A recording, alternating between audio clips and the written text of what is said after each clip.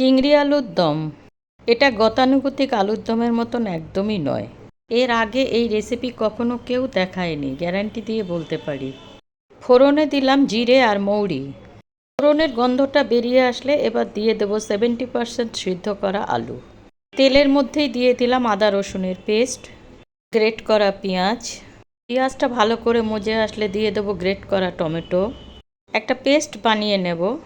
নিলাম চিংড়ি মাছ, 10-12 কোয়া রসুন, শুকনো লঙ্কা, কাঁচা লঙ্কা, 2 চামচ কিশমিশ।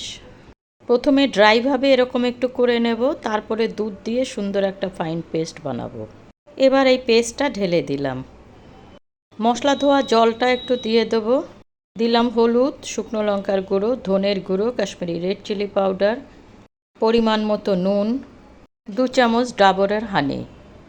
সবগুলো খুব ভালো করে কষিয়ে নিয়ে দিয়ে দেবো জল, যে যেরকম গ্রেভি রাখতে চান দিয়ে দেবেন।